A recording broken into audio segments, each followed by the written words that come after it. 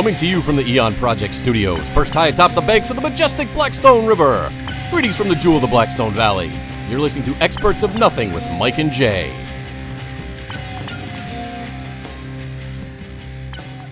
I had to turn up the intro energy a little bit. You were on point with that today. Yeah, last time I was a little downtrodden. Yeah. Well, you explained why. I did. I wasn't feeling well. I was a little under the weather. Yeah. But, actually, you know what? I had a listener comment that actually mentioned that you seemed unwith it. Last episode. Oh, okay. Well, I need to shake that off. You know, we all have a bad day. You're not now normally and again. that way. I will say. No, that. you know, of course, Tom Brady didn't have a great game last week either. No, we won't talk about the New England Patriots. And I'm like the Tom Brady of podcast broadcast. What's that? Would it be broadcasting? Yeah, we're sending things out into the Ethernet. Yeah, but it's wired though. It's not out into the. This is true. The doldrums. You know what? Somebody is probably listening someplace on a speaker, and that is so the sound waves are being disseminated. Oh, so that makes. But sense. those disperse after a period, don't they? They do. So today is episode 2 of a 3-episode arc. Yeah. That we are discussing the Amityville Horror case. So we're partially halfway up the arc. Whenever you say Amityville Horror, there should be a dun dun dun. Ooh, I might have to add some comes in post-production sound effects. Vincent Price-esque. You like Vincent Price? You know, I did. As a youth, I used to like him. No, he is dead. He's long dead. But you know, Vincent Price was he was. For those of you who don't know, we have some younger folk who listen to the show. Was a famous horror actor. He was from back in the day, Vincent Price, and he actually had a very famous voice. You can hear him on Thriller, on the Michael Jackson Thriller. That's right. Track. And also, you may or may not remember this. Do you remember that Vincent Price actually did a guest shot on Scooby-Doo? Scooby-Doo had a lot of guests. He did. Yes. Most notably Batman and Robin. Yep. The Three Stooges. The Three Stooges, Abbott and Costello. Yeah. But he also had Vincent Price. Yeah, I believe it. You know, I loved the... I'm revealing something about myself here. Michael Jackson, the Thriller. Yep. Behind the scenes. I don't know if you remember the behind the scenes video. It was a making of the Thriller. John video. Landis created that. Yes. That was awesome, man. I love seeing that. How they did the special effects and everything. It was cool. Yes. Michael Jackson was a very talented man. He was, and his afro too. Yeah. Although towards the end he didn't have an afro. Back when he was a black man. But anyway, back in the 70s, he had a big afro. So anyway, before we get into the second part of the Amityville Horror case, which we are going to be discussing the paranormal aspects of the Amityville Horror case. Last week we talked about the true crime aspects. We talked about the DeFeo murders. We talked about the police investigation and all that.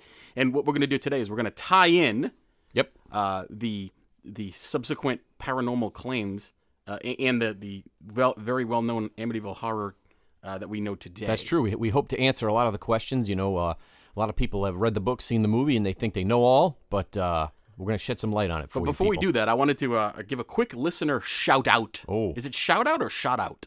Shout, like you're shouting. Like I'm shouting? I don't like that. I'm going to mention a listener. Okay. So a very one of our listeners from the very beginning, by the name of Christine, sent me a very interesting... Hello, Christine. Yes, sent me a very interesting message, and it includes something that we it fits right in with the show. Right in with the show. And you know why? Why is that? Because it's something that's both melodious and malodorous. Oh, so say that 3 times quick. Yeah. All right. Melodious and malodorous. So I'm going to try an experiment here. Okay. So I have something on my phone. I'm going to try to play it into the microphone. Play it into the mic? All right, we'll see how that goes. So this is actually from Christine. Yep. It's called The Most Beautiful Fart of All Time. Oh. Okay. Listen up. So actually what I did was I sent it back to you. So Yep. I want you to play it. I'll try to narrate this. Narrate it as it goes. This says, the greatest fart I ever did.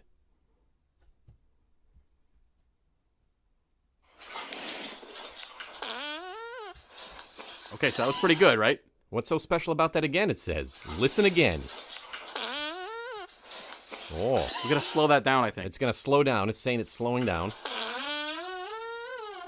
That is a major 7th arpeggio in the key of B flat with a trill at the end. It's going to trill. Here it is played by a flute. And again by my butt. That's almost the same thing. It says he pulled this composition out of his arse.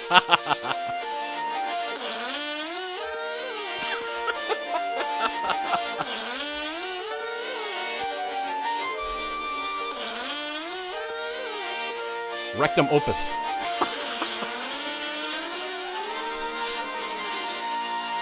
That's beautiful, man. I think Mozart would be proud. So thank you, Christine, for enhancing our lives for just a few moments. It was in B flat for sure. Yeah. Yeah, totally. B flat. Oh, Anyway, so thank you for that.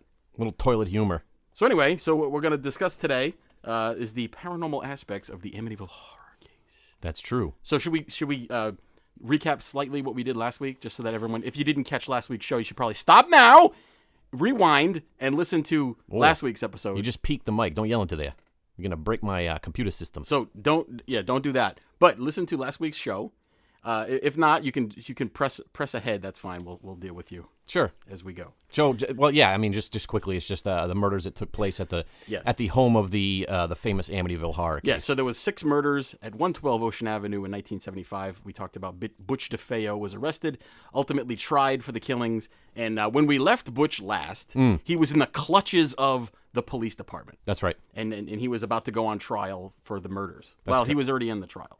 Yeah. So basically, what happened was, around a year after the murders took place, and shortly after the conviction of Butch DeFeo, a young, happy married couple by the name of George and Kathy Lutz purchased the home. What a great name, Lutz. Lutz. They purchased Mr. Lutz, you did not turn in your algebra homework. Oh my God, Mr. Lutz. that's kind of scary. Sorry, go ahead. You could be a math teacher. I could. You don't have the I know skill nothing set about for math, it, though. No. So George and Kathy Lutz, they bought the home where the murders took place for $80,000. That was a nice swallow you just did. Thank you. $80,000? What a bargain. Hey, you know what you didn't do? What? You didn't do your traditional No, sip and win. We're gonna do that. We're gonna do that. No, we're gonna build suspense for that. We're going to build that up? Yeah, we're gonna do that in the middle. Okay. So George and Kathy Lutz, they moved in, and that was 1976, I believe. Yes. It was in the winter of 1976. That's correct. December 1976. And they had some kids. Actually, they were Kathy's kids from a previous marriage. That's correct. They were 2 boys and a girl. And they moved in there. Did you notice that throughout this whole story, what you're not going to hear too much about is the kids? You very rarely hear anything about the kids. You don't. But although they do come up in the movies that you notice. They do, and then we're going to talk about the movie and the subsequent stories and everything after that. But anyway. They also had the 3 kids were Danny, age 9. Ooh. There was Christopher, age 7, and Missy, age 5 at the time of moving in. Uh-huh. And they also had a Malamute lab mix. Malamute. Is it mute or moot? Moot, I believe. Malamute. Malamute. Because if it was Malamute, it wouldn't be able to bark. So it doesn't bark. It's It's a barkless That's right. mix. It's like a Barkus Barkalanger. Oh. So as they moved in, I guess shortly after they moved in, supposedly. Well, their stay in the house was very short. It was. Very, very short.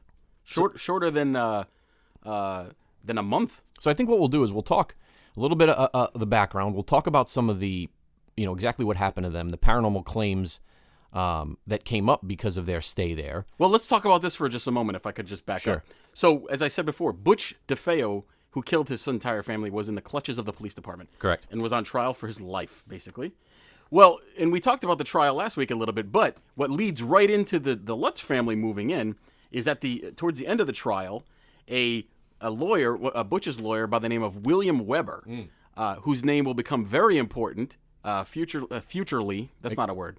It is now. In the future of this show, William Weber, remember that name, came up with the idea of mitigating the circumstances around the murders to maybe get his client off or released on or sent to a mental institution instead of a prison. Right. And the way that they did that was Butch started testifying that he heard voices in the home and actually witnessed hooded, cloaked figures. That's correct. That told him to kill his family. So I just wanted to add that because it actually leads right into what we're going to talk about. Yes, that's going to lead into where this all came from. Because this is happening, as Jason just mentioned, right before the Lutz family moved in 1976. So one of the prevailing myths about the Lutzes moving in is that they didn't know anything about the murder or the case. Correct.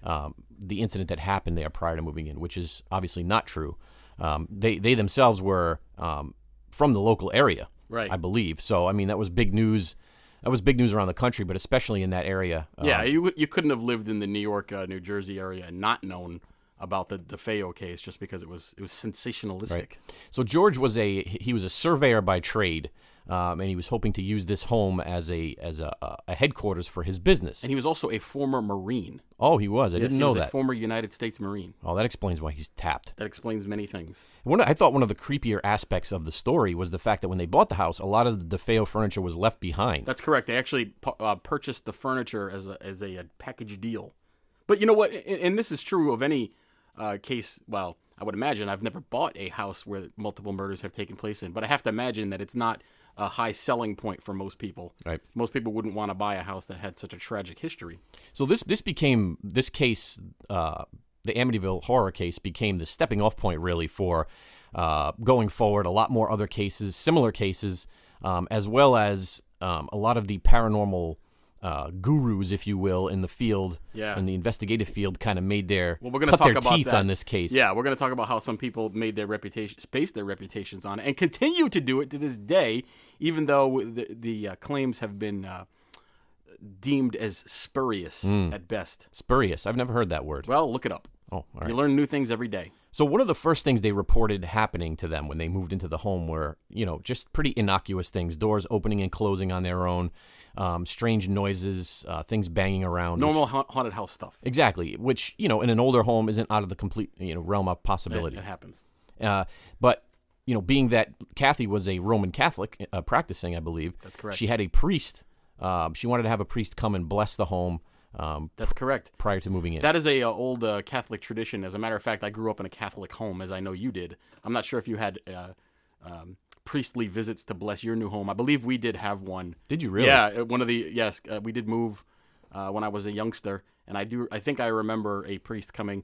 Although nothing happened to that priest, supposedly is what happened to this priest. So anyway, Father Pecoraro was his name, and he came to the home. And you have to understand, if you're not familiar with the Amityville case, what we're reporting now is what they reported, not what actually occurred. We're just saying what they said. Correct. So there are some discrepancies in the stories, and we're going to get to that, in a little bit. But so according to the story of the Lutzes, Father Pecoraro came in to bless the home and met with some otherworldly resistance. That's right. He heard some disembodied voices. That's right. Supposedly he was overtaken by flies. Yes. As he was blessing the home. I think that happened in my home. You've noticed that the flies come in like in the springtime and in the summer? They do, because you want to leave the doors and windows open to let the fresh air permeate the home. Well, not only that, you ever notice this about flies? Yeah. That they can crawl. A fly can get into a minuscule spot, but then you leave the door wide open and it can't seem to figure its way out. No, it can't get its way out. No, it's just going to bounce into the sides. How about when you have one in your car? You got one in your vehicle and it's flying all around. You keep putting the window down. Every time you put the window down, it flies to the other side. What's the purpose of a fly anyway? Yeah, just to annoy me. Who created and mosquitoes? I don't understand. Well, it's all part of the nature. That's you have to be smarter than me, I guess. Anyway, so Father Pecoraro, he's in the home. He's enveloped by flies.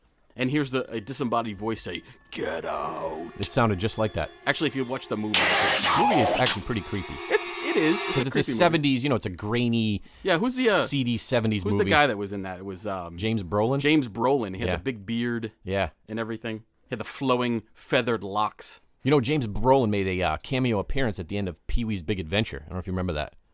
He played the real life Pee-wee in the story of Pee-wee at the end. Yes, that's correct. When Pee-wee plays the bellhop. That's right. And they have a voice dubbed over him, and he goes, "Paging Mr. Herman." That's right. That's right. That's exactly right. I remember that. Oh, how about that obscure reference?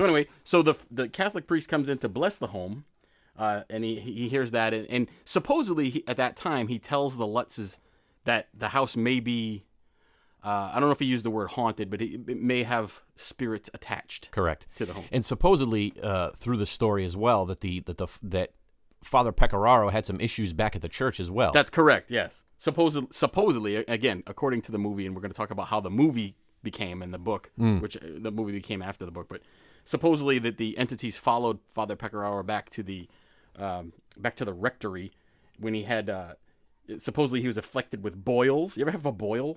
I don't even know what a boil is. I've had a Some boil. sort of blister. No. I think it's like blister. a gigantic zit. Boils, bleeding palms, a fever, and this is my favorite. The smell of excrement supposedly followed him around, which, could be a hygiene issue. It could be. More than anything. Those old school priests weren't known for their hygiene. No, they didn't really care too much about that. No. Anyway. So some of the other things that the Lutzes experienced were extreme fluctuations of temperature, which, as you know, from most extreme paranormal cases, this is a common occurrence. Yeah. You'll be sitting there, everything feels normal, and all of a sudden you'll be hit with a cold blast. Right. Or usually it's a cold blast, but it can be a blast of heat as well. So would you say that, and according to the research that you did for the show, would you say that the manifestations or the maybe that's not the appropriate word, the occurrences of supposed paranormal activity began to ramp up after the blessing? Around the same thing, because the blessing happened right when they moved in. Sure. And this stuff started happening and it started to escalate. And this actually fits a pattern that you may or may not be familiar with in the paranormal. Actually, I think Nicole Magic talked about it. Yep. When you, if you do things, if you're trying to do a cleansing or a blessing on a home or any place, and you don't do it effectively, you don't do it all the way, you could end up just pissing something off. Correct. And that's what creates even worse of an environment. Yeah, so the experiences ramped up as the 28 days were coming forward.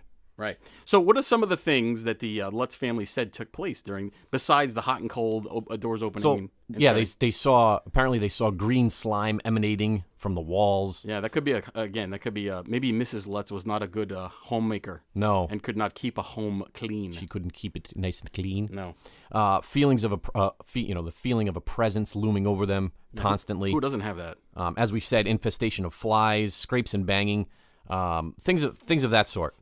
I think one of the most outlandish, I shouldn't say outlandish at this point, I should say one of the most extreme or extraordinary cases were when George went outside. He went out to his boathouse to do some stuff by the boathouse because they lived on a little canal there, a little channel. And he looked up into the daughter Missy's room because Missy supposedly had an imaginary friend named Jody. That's correct. And Jody was in the form of a pig. Mm-hmm. And it was, being very descriptive. Quick aside. Yeah. Have you, you have children, I have children. Have any of your children ever had an imaginary friend, or spoken to things that aren't there? Not in an overt sense. Okay. They play in the rooms, they play with the toys by themselves and things. Well, I can tell you some light chatter. I can tell you that it happened to me.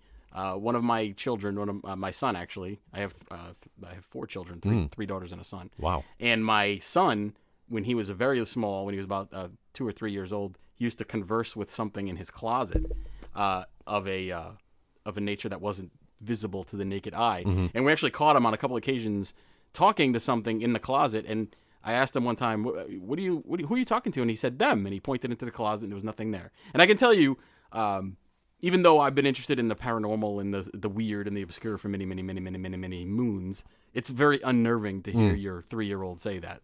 So it must be genetic because you yourself have had issues in the midst of a half awake, half slumber. Wow. And one quick story I'd like to tell, if I may. Sure. So Mike and I were in the Marine Corps together, and we had one of our first duty stations. We were overseas, and for some reason, the gods of the Marine Corps decided to play a cruel joke on us and place us in the same barracks room. It happened more than once. I don't know why. So we were in close proximity in sleeping quarters. Unfortunately. And I remember specifically one late Okinawan evening, approximately 2 or 3 in the morning, and I was startled by the sound of a screaming man.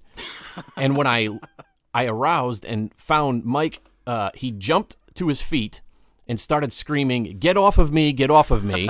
And his hands were flailing about, and he ran to the door to try to get out of the room. I don't know where he was going, and the door was locked, and he couldn't get out. And then he went back to his bed and collapsed with his knees on the floor and just collapsed half on the bed, half on the floor. Unfortunately, it happens. And you know what? You did nothing to try to help. I got scared. I thought you were going to come and strangle me to death. It was bizarre. You know what? And if I could just back up for just a quick second. One of the things, actually, speaking about, nights as a youth and as a crazy youth, some of the stuff that happened to Father Pecoraro, here's bleeding palms, a fever, smelling of excrement. That used to happen to me all the time.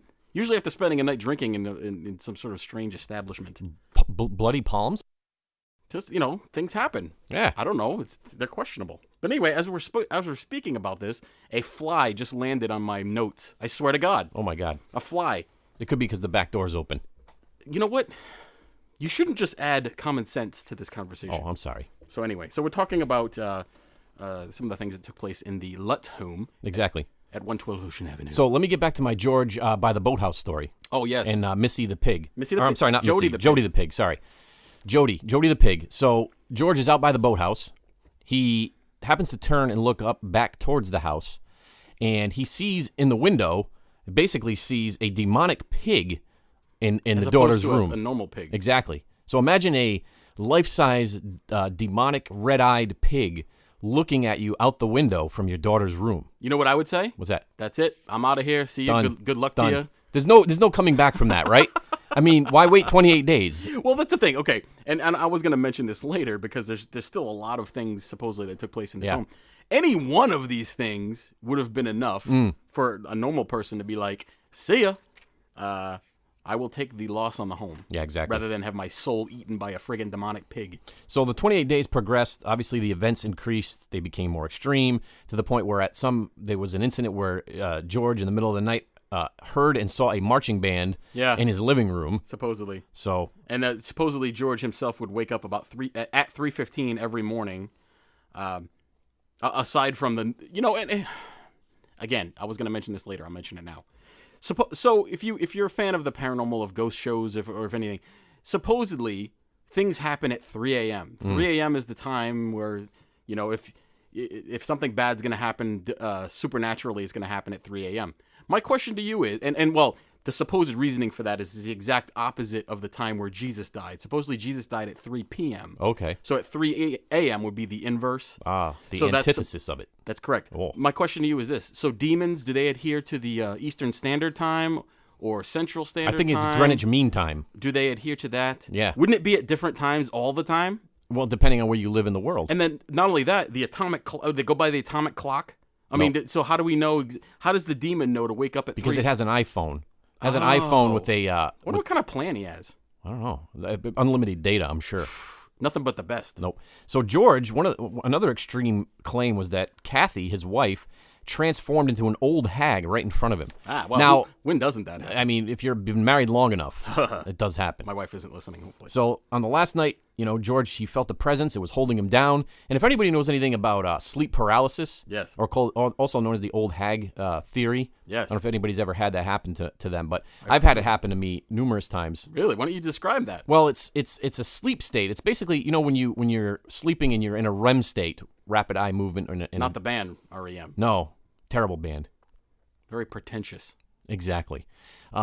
But when you're in a state where you're dreaming, your body basically shuts itself down, so you can't move, you can't harm yourself while you're having But these you're usually unconscious at the time. vivid you're dreams. Right, around. exactly. You're sleeping, but your body is basically locked up, so you can't jump out of bed and jump out a window. Well, I almost did. But sometimes the wires get crossed, so to speak, and you're in the sleep state, you're in a semi-conscious state, but your body is still in that locked up position.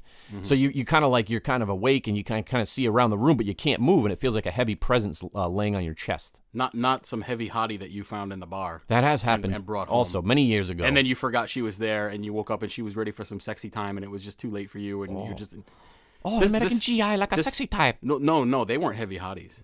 I haven't. Well, maybe. I saw a couple. Anyway. Yeah. So all sorts of stuff. So you had sleep paralysis happening. Yep. One of the things I thought was interesting, supposedly the family claimed that they saw hoof prints in the snow, like a cloven hoofed creature had been stalking about. So it was or what, couldn't it just be like a random how goat? about a deer? Deer. If you don't live in the woods, deer happen. Oh, and you're getting your phone went off there. Put that sucker on silent, will you? You know what? This is unprofessional. So anyway, so things like that were happening. And one of the things, supposedly, they found a hidden room that were not in the blueprints of the home behind some shelving in the basement. Right. It was called the Red Room. And if any of you who are into the 50 Shades of Grey series, the Red Room is where Christian Grey has all of his implements. Oh, he has his toys of love. His toys. And that's where he takes Anastasia. And not that I know anything about I haven't seen this. No, well, the Red Room is his room where he has all the fun stuff. Does he bring her in the room, or does he just go in and get tools? And No. That's a great question. No, he actually brings her in there. There's a bed in there. Oh, and there's things to attach things to and people. At what point does this guy seem like creepy and like there's strange? There's a very famous meme that's deviant. going around, and it said the only reason that 50 Shades of Grey is a love story is because he's a billionaire. If he lived in a trailer, it would be an episode. Or if he drove a van, like a rusted Chevy van. It would be an episode of Criminal Minds. So the Lutzes, they couldn't take it anymore, and on the 28th night they packed up all that crap in the middle of the evening and left. That's interesting because a lot of the reports say they didn't pack up. They just left. That's correct. But that's actually an interesting note because it goes back and forth. Right, but we're talking about the actual claims that they made.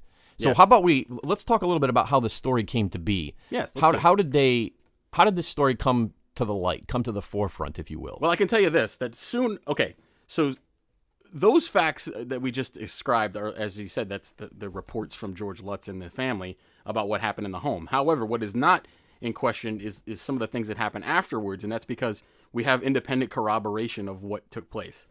So very soon after moving out, George Lutz contacted a man by the name of Stephen Kaplan. Correct. And Stephen Kaplan was a paranormal investigator and private investigator on Long Island. And I know you want to talk about how the story came about, but this just happened right after the family moved out.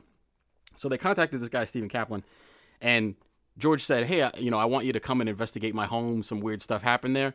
And Stephen Kaplan said, okay, I'll fit you in on my busy schedule, which I'm sure he had.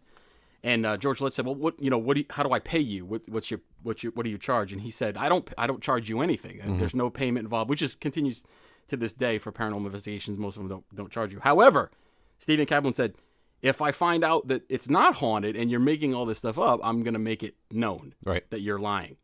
So soon after that, George called and canceled the Kaplan investigation. He's basically citing the fact that he didn't want any publicity. Right. That's what he said. Right. So it was only a few days after that they actually left the house that they set up a meeting with William Weber. That's William correct. Weber, who was DeFeo's lawyer, who we talked about earlier. When we said would be important. And Did you write that note? Apparently Weber was going to write a book that had nothing to do with the Lutzes initially. He was just going to write a book about the DeFeo murders and that sort of thing. And then the Lutzes contacted him. And supposedly George Lutz contacted William Weber because he felt bad that that Butch DeFeo was going to go to prison for the rest of his life when it could possibly not have been his fault. Exactly. That it could have been the fault of the demonic presences that were making him do it. So that's supposedly why he contacted William They wanted Weber. to give DeFeo another shot at a trial, claiming that demons overtook him to kill his family. But it's interesting that William Weber would make an appearance in our narrative yet again. He does.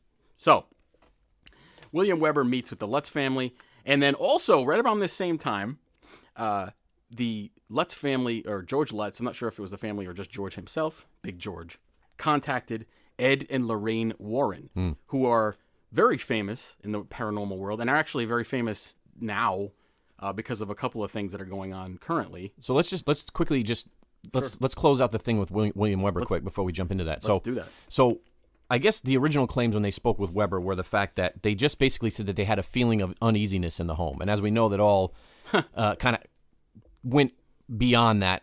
Over several bottles of wine, apparently, they sat down. That's correct. And discussed all the intricate stories of the case. They started looking at crime scene photos, and every time there was a photo that came up, they thought of an idea or something to explain something that they saw in the picture or the photo, and then all these other ideas started coming through. So at the end of a drunken conversation, they went from explaining that the house had some weird feelings in it to this full-blown, this is the most haunted house I've ever heard of in my life story. That's right. And it's this is not conjecture, because this is actually William Weber in 1979 admitted, I think it was to People magazine, that they made up the story of the Amityville Horror, him and the Lutz family, after the fact, after they had already moved out. And, and there's a couple of reasons why we'll get to in a little bit. But supposedly they made it all up. Right. So the deal fell through with Weber, and then shortly after that, what Mike was talking about is there was they had a paranormal investigation with the Warrens, if you want to talk a little bit about that. So and actually a lot of this is coming from the perspective of Stephen Kaplan, the original investigator that they had, the paranormal investigator that they had attempted to contract with, because he actually was monitoring the news one day and saw that there was a camera crew at the home at 112 Ocean Avenue, and went over to check it out. And what he saw was a full-blown seance being taken place in front of cameras involving Ed and Lorraine Warren. And if you remember, the reason that they didn't want Kaplan to investigate their house was supposedly because they didn't want media attention. Well, how much more media attention can you get? Yeah, exactly. Than that. So Ed and Lorraine Warren, let's talk a little bit about them. So they are probably couple of the most famous paranormal folks of the recent decades. and supposedly have been investigating the paranormal since the 50s and 60s, and they've gained a lot of notoriety over the years. They've actually have been featured in a couple of movies. They were featured in The Conjuring, which is actually a very good movie. Have you seen The Conjuring? No. You didn't see it? No, I try to avoid those. Well, let me kind of tell movies. you, a lot of movies don't scare me. The Conjuring scared me. Oh. It had some disturbing imagery in it. I found it was a very good movie. Doesn't mean it was true, but Right. it just was a very good movie. So anyway, Ed and Lorraine Warren are featured in The Conjuring, The Conjuring 2. You've seen them around. Actually, Ed Warren passed away several years ago. Lorraine's still kicking around. She got to be old. Yeah, she's old. But you know what? You'll still see her on these paranormal shows, and they trot her out, and she comes in and does her little thing. And we're going to talk a little bit about... And people bend the knee to her. Well, that's what I was going to say. So, and she's developed this cult of personality, if you will, over the years of being the go-to person in the field. And a lot of it is based on supposedly what she found during the Amityville case. So what we just told you was they made it up. Right. So you have a non-starter. So the seance that you were talking about, that actually really nothing happened during the seance. Except for one interesting point that I think you're going to make. I don't know if I'm going to make it. You can make it if I don't. But what I was going to tell you is, this is one of the occurrences of supposed psychic phenomenon that I find very interesting. So I'm not saying that there are no psychics, because I believe that there are. I believe there are people who have psychic abilities. We've spoken to some in the past that are very convincing, or that we've seen do things and so on. So I know that there's some people who have something. However, they've actually created the perfect scam, if you will. Right. Because you can't prove one way or another what they're saying, because it's all internal. So a psychic like Lorraine Warren will say, this house is affected with demons, and I just saw one, and they're angry, and so on. How can you prove or disprove what she just said? Right. Because you can't see what she saw, right, and you can't prove she didn't. But see, this it all goes back to we kind of describe ourselves as skeptical believers, and the reason why we're trying to debunk the greatest paranormal case of all time is because it discredits actual paranormal events that have taken place and people that are doing actual investigations. Right. Right. So supposedly during the seance that was conducted with Ed and Lorraine Warren, she determined that the house sat on a piece of land that was once owned by the Shinnecock Indians. Well, the Indians didn't own land; they just inhabited land. Right. They didn't believe in land ownership, and they still don't, I don't think. But supposedly the Shinnecock Indians had that piece of land reserved for their sick and insane members of the tribe, and they would put them there as kind of segregate them from the rest of the tribe. And as a result of that, there was a lot of uninterred bodies, unburied Indian bodies in that area, and the land itself was cursed. There was supposedly a very angry Indian chief who was upset that the white man was living on the land. Anyway, this all came out supposedly during the seance. Right. What's the problem with that theory, though? Well, the problem with that theory is that subsequent research proved that the Shinnecock Indians never inhabited that piece of land. They were hundreds of miles away. They were many, many miles away. And actually, the closest was, I think, 70 or 80 miles away down on Long Island.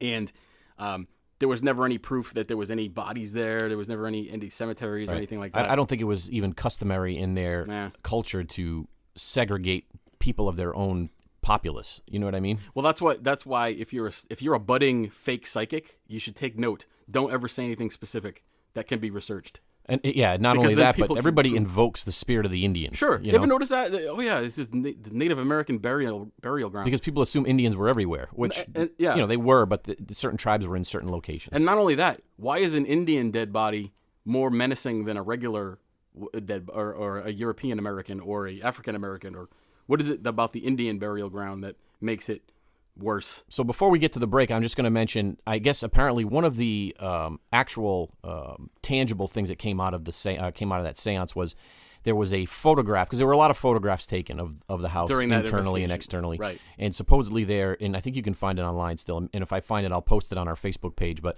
it's the creepy picture of a little boy. With the glow-in-the-dark eyes? Yeah, at the top of the stairs near one of the bedrooms. It's actually a pretty good picture. It is a good picture if it's authentic. Which supposedly there were no kids in the house at the time, and supposedly that was one of the kids who was murdered, one of the DeFeo children. Right. So when we come back from the break, we're going to talk a little bit about the famous Jay Anson book. We're going to talk about who he was and how he got involved in the Amityville case. So stay tuned. All right, stop, collaborate and listen. Ice is back with a brand new invention, something grabs a hold of me tightly, flow like a harpoon daily and nightly. Will it ever stop, yo? I don't know. Turn off the light and I'll glow to the extreme. I rock a mic like a vandal, light up a stage and wax the chump like a candle.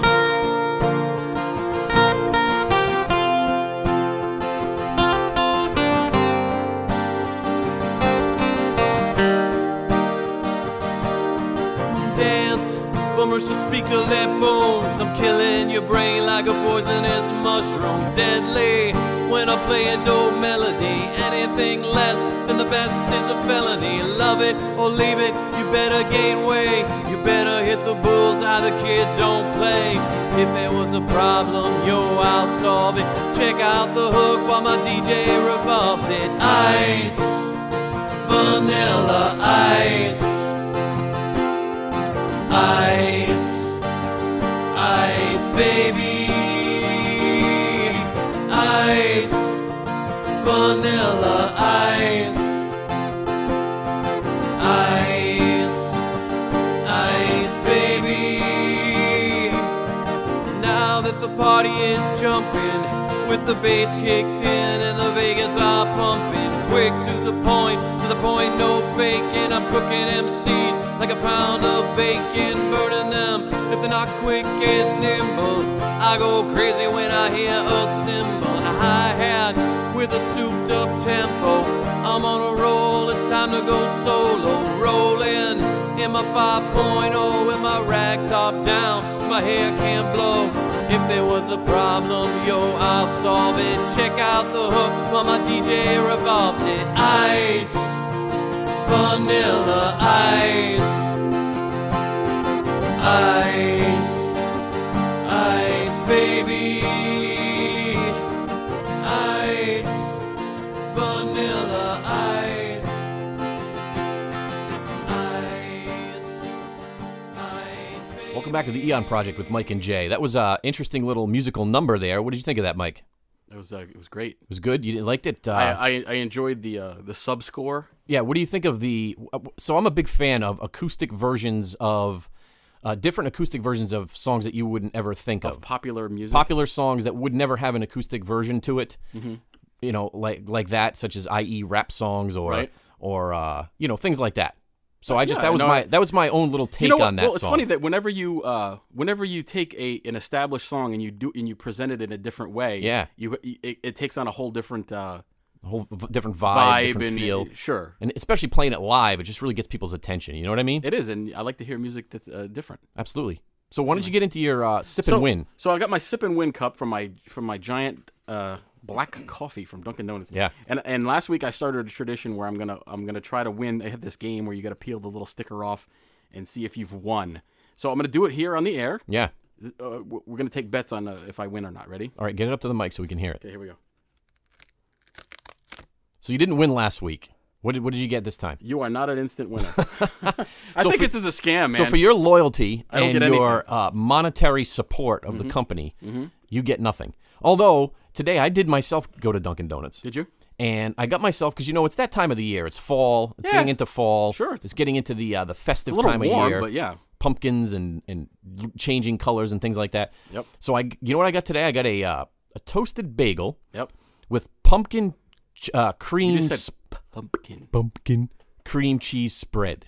How was that? Oh my God! It was like an explosion of autumn in my mouth. Aren't you sick of the pumpkin spice? No, pumpkin spice everything. That's my first pumpkin of the year. It was delicious. It was so good. I went to a second Dunkin' Donuts down the road and got another one. You didn't want to go to the same one. So I didn't. You didn't want to appear gluttonous. I didn't. Oh, but it was good. Well, before we get back into the Amityville horror case, I wanted to discuss some paranormal related stuff that I saw on television this past week. Mm-hmm. Actually, I've been watching it. So if you're not familiar with it, there's a show, and I believe it's on A&E, and it's called The Lowe Files, and it's starring Rob Lowe. Oh, yeah, I've seen that. He's got his kids with him, right? That's correct. The famous 80s actor Rob Lowe. And the premise of the show is that he's always been a fan of the paranormal and the weird and all that stuff. Can I just say, Rob Lowe is a handsome older man. He's you know what? He doesn't age. He looks the same. I say this with a staunch record of heterosexuality. Yeah. He's a handsome dude. Yeah. He seems like a nice guy, too. When you watch the show, and I don't know if this is contrived. He's a very good actor. He seems like a nice guy. Yeah. But anyway, the premise of the show is that he's a big fan of all that stuff. And he travels around visiting different places and experiencing different things with his kids. He's got 2 grown kids. One is in college, and one of them is about to go to college, something along those lines. Anyway, they've done a couple of different things. They did a ghost show. They did a UFO show. And then this past one I don't know if it's the latest one, was the last one I saw. So they supposedly go to look for Sasquatch. Okay? They go to look for Bigfoot in the hills of the Pacific Northwest. Okay? So they go out with this guy. It's got to be made up, man, because they go out with this guide. Supposedly, he's got a beard and he's got the long hair and he looks like the mountain Bigfoot man. Guy. Yeah. So and he lives off the grid and he's one of these guys, right? Anyway, so they go in the woods and this guy starts yelling these supposed Sasquatch calls into the night. They go out in the middle of the night. So how do we know what they sound like for sure? That's problem number one. Okay. So you don't know what they sound like. Yeah. So everything's deathly quiet. He yells down and he's like, he makes a science of it. He's like, you got to position yourself between a mountain and a valley so that the sound will carry and the Sasquatches will He's got a lot of time on his hands. Way too much time. So he does the into the night. Wow. Right? I thought Harry was in here with us. And nothing happens. Okay. So they move. They go down. They drive in there, and there's no product placement here. It's a Ford Raptor. Those are nice. $60,000 trucks. Yeah. It's a really nice truck, and they keep showing the Ford logo as they drive through the woods. Anyway, so they drive to another spot, and they yell, and they get back in the car, and nothing's happening. But my question is this: Have you ever been in the woods? Oh, I've been in the woods numerous times. Of course you have. Most people at some point have been in the woods. And if you've ever been in the woods, you know that creatures live in the woods, right? They do. There's some creatures in there. Yep. So if you're screaming at the top of your lungs and something screams back at you or you hear a noise, does that mean it's a Sasquatch? Yes. Or could that mean that it's one of the thousands of other creatures that it probably is? It's a Sasquatch when you're filming a Sasquatch TV show. It's a Sasquatch. Right. Yes. So, and then we've actually had some personal experiences with. This actually wasn't large even hairy beasts. No, this wasn't even Sasquatch. We went, and this was many years ago. We went with a paranormal team on an investigation in a wooded site. I don't know if you remember this, but I try to forget. Supposedly, the ghosts there would throw rocks at you when you were out there. So, everyone would be standing around in a circle, and then you would hear something fall in the woods, and they would all exclaim, "That's the ghost throwing rocks at us." Yeah. Not, this is a forest and things fall and there's animals. An acorn fell out of the tree. No. The clear explanation is that they would point to the ground and go, "Look, there's the rock." Look, and there's like 100 rocks on the ground because you're in a rocky trail. Ghostly touched rock. I'm sorry. So anyway, the Low Files. That was a low point in my life. The Low Files is a interesting show. It's entertaining. Not much is gained by watching it. There's not a whole lot of closure to anything, but it's interesting. Unless you like to look at Rob Lowe. He's a good-looking dude. I like the truck he drives. I wish I had one. If Ford is listening and they want to provide us with an TheEoNProject Ford Raptor that we would drive around in. We could put our little fridge magnet on the side. We would put our little fridge magnet on. I would be proud to drive the Ford Raptor around. That would be awesome. Anyway. All right, so let's get back into the Amityville case and the known book, because it first was a book. That's correct. So most people don't realize that. Yeah, so a book by a man by the name of J. Anson. So conveniently enough, in May of 1976, the Lutzes moved to Los Angeles. Wow, that is convenient. From New York. So obviously You've been to Los Angeles, haven't you? Oh, yeah. It's not a great place. So Hollywood, obviously nearby, is the place where you'd go if you wanted to make a movie or a book. So they get in contact with a gentleman by the name of J. Anson, which it's a nice strong name. J. Yeah. And he's an author. He's a screenwriter. He had done a number of works. Does he write on screens? He does. And so they got a hold of him, and they subsequently, decided to come up with a book deal. Aha. So they had J. Anson write the book. And of course, the proceeds from this book were all going to go to charity. Exactly. Right? They're going to go help families tortured by demons. Okay. Native American demons. But here's one of the issues. Now, if you're investigating and you're going to claim that this book is true, wouldn't you yourself do due diligence and go... Well, if you're the author, you would think check so. out the property, Sure. things of that sort, try to corroborate some of the stories. Go He never went there. Okay. He never went to the house. He never visited the property, as far as anybody can recall. And there's over 100 inaccuracies in the book. And basic stuff, too, like the layout of the house, how many rooms there were, things like that. Well, actually, it's funny that you mentioned that because the J. Anson book, The Amityville Horror, in its first printing, which was back in the 70s, actually says it on the cover based on actual events. Now, we all know today that based on actual events could mean a million different things. It usually means that it's not true at all. or it's partial. Maybe the names are the right people, but a lot of the events are not the same. But back in the 70s, if you put true story on something, most people generally believe that it was a true story. All right. And for the part 3 of this 3-part episode, we're gonna replay an interview we did with a gentleman by the name of Rick Moran, who was a journalist and investigator who was there as this stuff was all happening back in the 70s. During the murders. Correct. And he himself investigated the murders and the claims of the Lutzes. And you're going to hear in detail what he discovered. Very interesting guy. Very interesting guy. But a lot of the things in the book just didn't add up. Some of the things we talked about earlier as far as the Native Americans were concerned, there's no proof that any of that is true. They never found any bodies on the property. Even the priest, Father Pecoraro, his story, even though he was a priest and he's supposed to not lie, a lot of his stories, there was a lot of inaccuracies. His story changed a lot over the years. So, well, actually, he had to, and I'm not sure if you were going to discuss this, but he had to testify in a civil trial regarding regarding this case, because what happened was, and I don't know if you're going to talk about this or not, but the people who moved in after the Lutzes actually sued Jay Anson and the Lutzes for creating this story because it created a circus around their home. They were actually known as the Cromartie family. Right. So they actually, anyway, the reason I mentioned it is because Father Pecoraro was subpoenaed to testify in a trial and actually admitted during the trial that none of that stuff happened to him.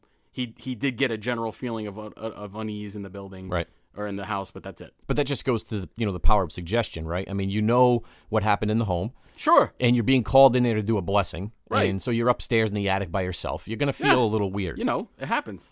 Yeah. So, and one of the interesting myths is that once they left after the 28 days, when they packed up all their goods in the middle of the night and took off, is that they never came back.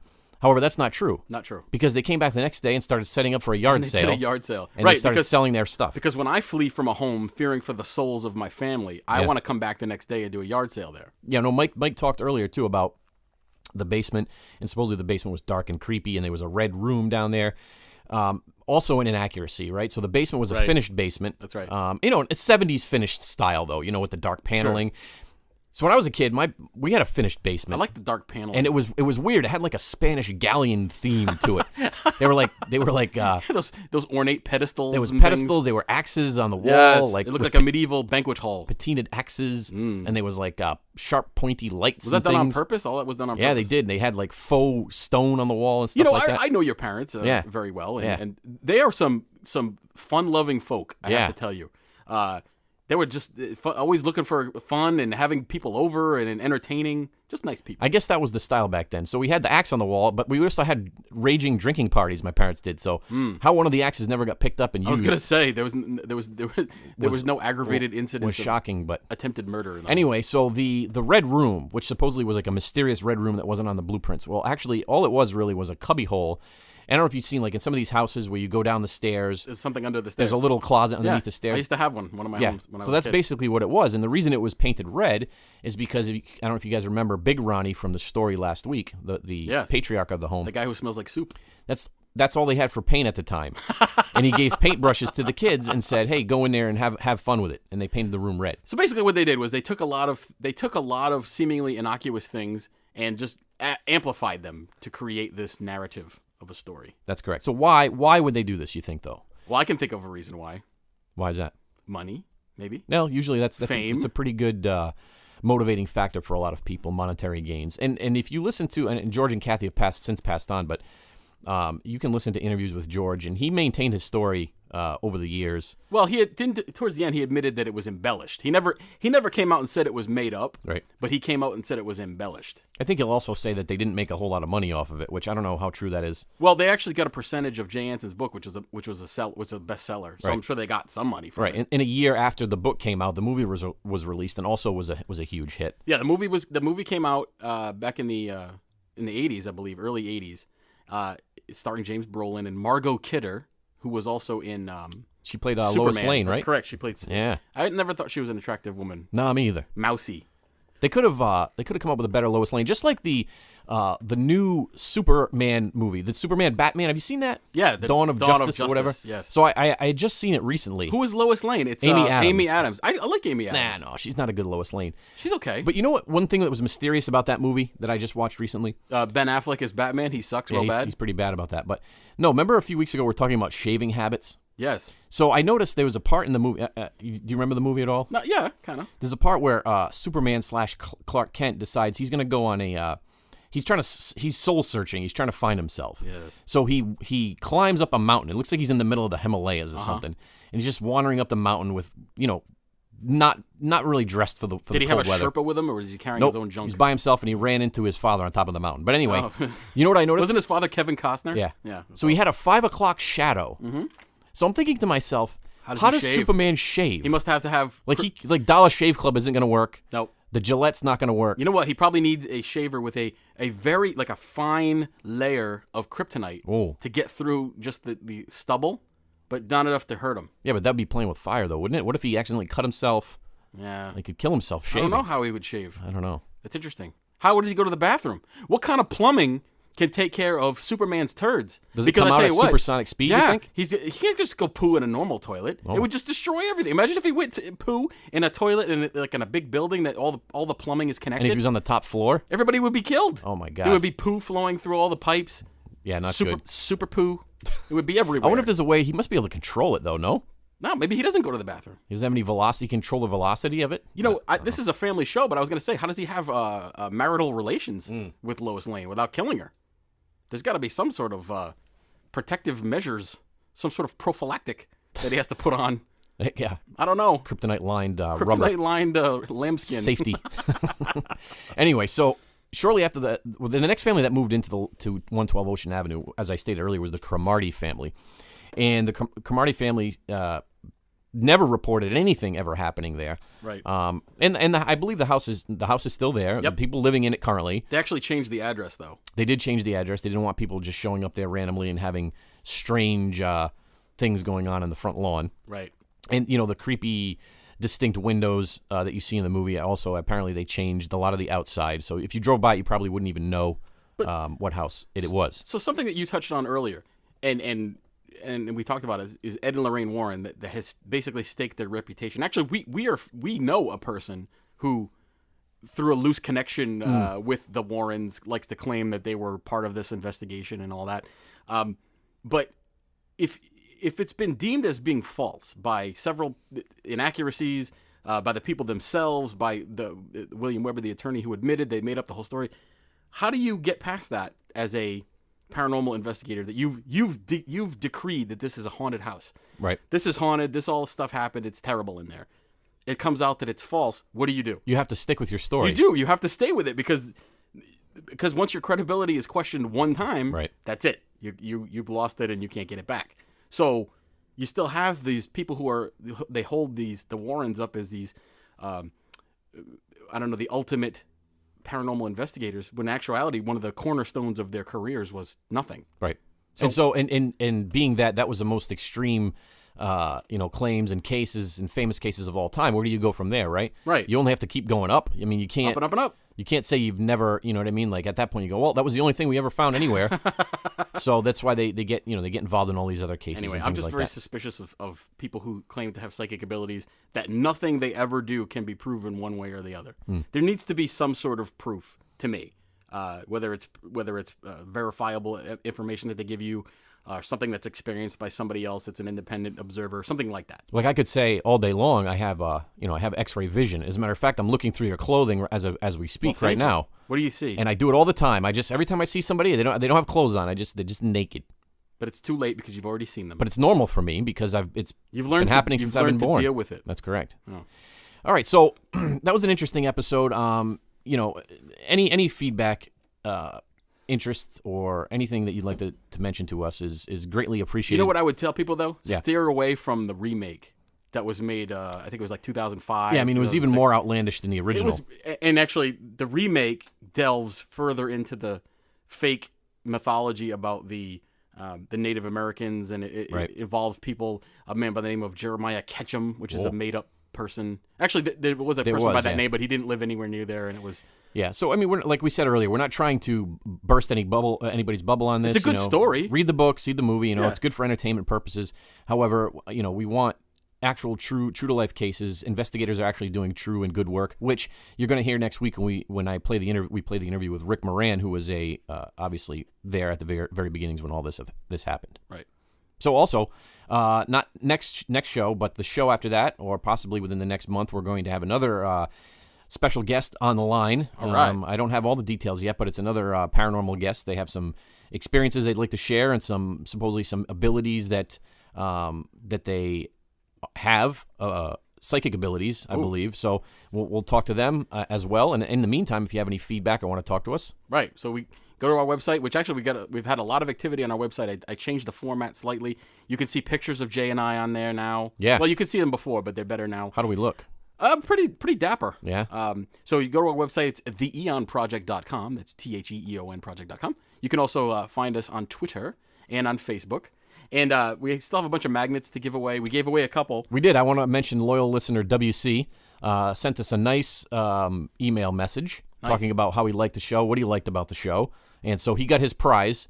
Oh, good. Go ahead. No, I put out there on Facebook that we're giving away prizes, and he claimed his prize. I sent it to him. Yes. It's in the mail. He should be getting it shortly. Oh, and I'm going to send one out to you, Christine, for sending us the most melodious and malodorous sounding fart of all times. Absolutely. So until next time, just remember, the truth exists. Believe it.